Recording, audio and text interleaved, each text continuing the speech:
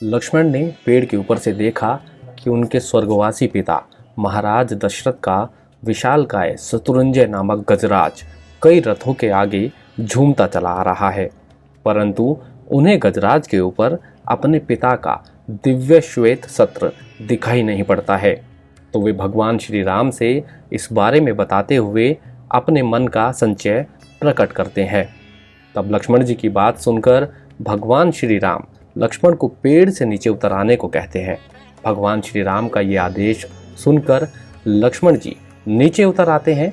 इधर राजकुमार भरत जब चित्रकूट पर्वत के समीप आ जाते हैं तो वे अपने भाई शत्रुघ्न, निषाद राजगु, अपने मंत्रियों और गुरुजनों के साथ रथों से नीचे उतर आते हैं और अपने पुरवैयों और ब्राह्मणों के साथ पैदल ही भगवान श्री राम के आश्रम की ओर बढ़ चलते हैं। आश्रम के समीप आने के बाद राजकुमार भरत साथ आए सभी लोगों को वहीं रोक देते हैं और अपने गुरु महर्षि वशिष्ठ जी से विनती करते हैं कि वह पीछे जाकर उनकी माताओं को बुला लाएं। महर्षि वशिष्ठ के जाने के बाद राजकुमार भरत स्वयं निषाद राजगु अपने मंत्रियों और शत्रुघ्न के साथ भगवान श्री राम के आश्रम की ओर बढ़ चलते हैं। राजकुमार भरत भगवान श्री राम के आश्रम के समीप आते हैं तो उनकी आंखों से आंसू छलक आते हैं। राजकुमार भरत जब आश्रम के भीतर जटाधारी श्री राम और लक्ष्मण के साथ देवी सीता को देखते हैं तो वह तेजी से उनकी ओर दौड़ पड़ते हैं, परंतु वे भगवान श्री राम के चरणों तक पहुंचने से पहले ही पृथ्वी पर गिर पड़ते हैं।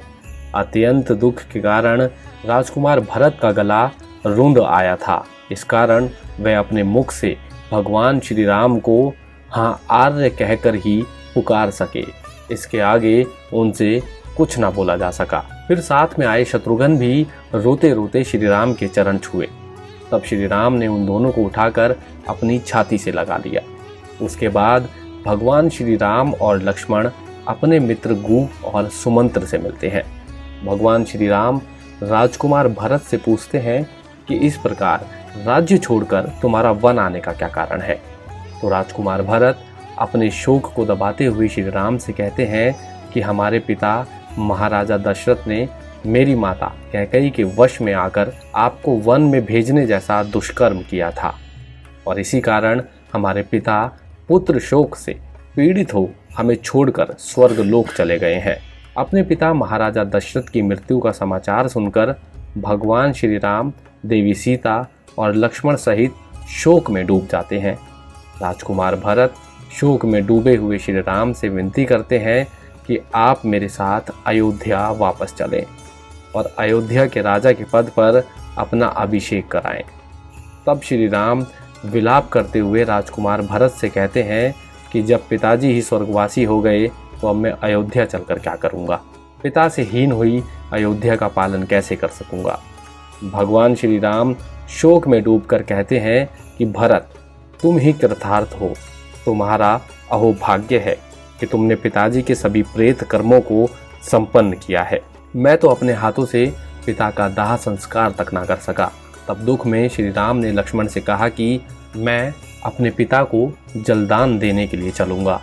भगवान श्री राम के ऐसा कहने पर शोक के समय भी परिपाटी के अनुसार देवी सीता आगे आगे, उनके पीछे लक्ष्मण तथा लक्ष्मण के पीछे श्री राम मंदाकिनी नदी के तट की ओर चल पड़ते हैं। मंदाकिनी के तट पर पहुंचकर भगवान श्री राम ने अपनी अंजलि में मंदाकिनी का जल भरा और दक्षिण दिशा की ओर मुंह करके अपने पिताजी को जलांजलि दी। इसके बाद भगवान श्री राम मंदाकिनी के तट पर अपने भाइयों के साथ मिलकर पिता के लिए पिंडदान किया। तभी तीनों माताएं कौशल्या, सुमित्रा और कैकेयी महर्षि वशिष्ठ जी के साथ भगवान श्री राम के पास आती हैं। भगवान श्री राम, देवी सीता और लक्ष्मण तीनों ने अपनी माताओं और महर्षि वशिष्ठ जी को प्रणाम करते हैं। तीनों माताएं श्री राम, देवी सीता और लक्ष्मण को देखकर विलाप करने लगती हैं और फिर अयोध्या की सारी प्रजा भी भगवान श्री राम के दर्शन के लिए वहां जाती है। इस प्रकार अपने बंधु बांधवों और पुरजनों के साथ पिता का शोक करते हुए वह रात व्यतीत कर देते हैं। सवेरा होने पर भगवान श्री राम ने भरत से कहा कि भैया, पिताजी ने वरदान देकर मेरी माता को संतुष्ट किया और माता ने वह राज्य मुझे दे दिया। अब मैं अपनी ओर से यह राज्य आपको समर्पित करता हूँ। आप इसका पालन एवं उपयोग कीजिए। ऐसा करके आज आप मेरी माता के कलंक को धो पहुँचकर हमारे पूज्य पिताजी को भी निंदा से बचाइए। तब श्री राम ने अपने अनुज राजकुमार भरत को समझाते हुए कहा कि पिताजी ने मुझे जहाँ रहने की आज्ञा दी है, मैं वहीं रहकर अपने आदेश का पालन करूँगा, क्योंकि पिता की आज्ञा की अवहेलना करना मेरे लिए कदापि उचित नहीं है। और तुम भी हमारे पिता के अनुसार अपने धर्म का पालन करो। इस प्रकार भगवान श्री राम अयोध्या लौटने से मना कर देते हैं। रामं नमामि